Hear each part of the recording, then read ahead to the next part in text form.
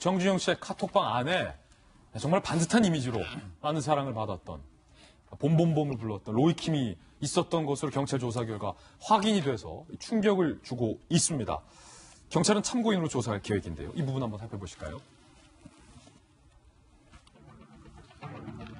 정준영, 최종훈 등과 7명의 대화방에 이 로이킴이 참여했었는데 그때 대화명에는 로이킴인데 로이김으로 참여를 하고 있었다는 김모 씨, 로이김으로 참여를 하고 있었다고 합니다. 경찰은 유포된 영상을 보기만 했는지, 유포에 가담했는지, 직접 촬영까지 했는지를 조사할 계획이다라고 밝혔는데 이 부분은 잠시 후에 좀 짚어보고 로이킴과 정준영이 어떤 사이고 어떤 관계였습니까? 박소영 기자. 네, 이 정준영 이 불법 동영상이 올라간 그 채팅방 얘기가 나올 때 처음에 그 로이킴 씨가 있는 것 아니냐라는 의혹이 많기는 했습니다. 왜냐하면 이 두 사람이 워낙 가깝고 방송을 통해서도 두 사람이 절친이라는 것이 공공연하게 많이 노출이 됐기 때문에 혹시 같이 있는 것 아니냐라는 의혹이 있었는데 이번에 이 로이김이라는 이름으로 카톡방에 있다는 것이 이렇게 확인이 된 겁니다. 이 로이킴 씨와 정준영 씨 같은 경우에는요, 2012년에 한 음악 채널의 오디션 프로그램에 같이 출연을 했습니다. 그러면서 이 로이킴 씨가 우승을 하고요, 정준영 씨는 3위를 했습니다. 두 사람이 예선 과정에서 노래를 같이 불렀는데요. 그때 먼지가 되어라는 노래를 둘이 함께 불렀는데 그 노래가 네. 노래방에서 많이들 부르거든요. 네, 그렇죠. 그 노래가 그래서 다시 한번 큰 인기를 얻게 되는데 혁혁한 공을 세운 사람이 바로 이 두 사람입니다. 그 이후에도 각종 연애 프로그램이나 각종 예능 프로그램을 해서 이렇게 우정 출연 같은 걸 해요. 만약에 정준영 씨가 자신의 집을 공개하는 그런 프로그램에 나오면 로이킴 씨가 이제 한국에 왔을 때 같이 이렇게 와서 이제 프로그램을 같이 프로그램에 출연하고 같이 활동하는 모습 이런 것들이 공개가 돼 있는 상황이거든요. 그렇기 때문에 둘이 굉장히 가깝다. 로이킴 씨가 한국에 들어올 때마다 둘이 같이 만나서 같이 논다. 이런 얘기가 많이 있었고요. 그 로이킴 씨 같은 경우에는 특히 이 카톡방에 있어서 논란이 되는 게 아까 말씀하신 것처럼 엄친아로 굉장히 유명합니다. 그 로이킴 씨 같은 경우에는 미국에서 굉장히 유명한 조지타운 대학교를 지금 다니고 있고요. 현재도 학기 중이기 때문에 미국에 있는 상황입니다. 그래서 경찰이 참고인으로 소환을 하기 위해서는 양측의 일정의 조율이 필요한 상황입니다. 최준영 변호사님, 아까 경찰의 조사 계획을 보니까 상당히 의미심장해요.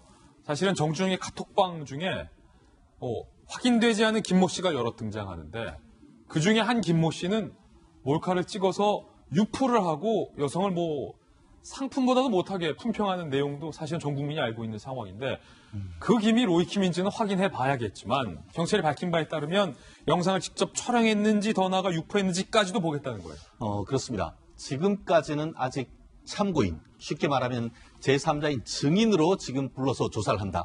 아직까지는 피의자가 아니다. 라고 얘기를 하고 있는 것 같습니다. 그렇지만 경우에 따라서 언제든지 참고인에서 피의자로 바뀔 가능성이 있다는 것 같은데요.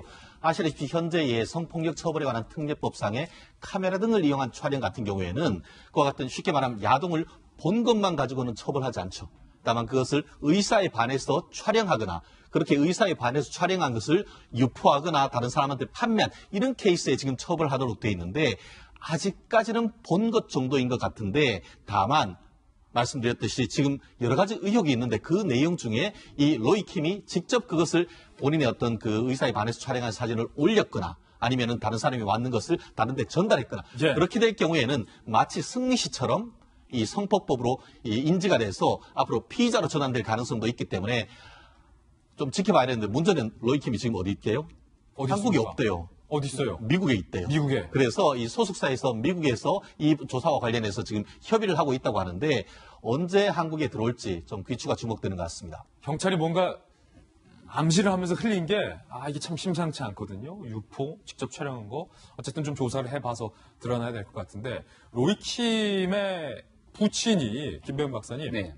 과거 절대 정준영이랑 친해지지 말라라고 경고를 했었다면서요. 네, 그러니까 정준영 씨, 로이킴이 한 라디오 방송에 나와서 이런 얘기를 한 적이 있는데요.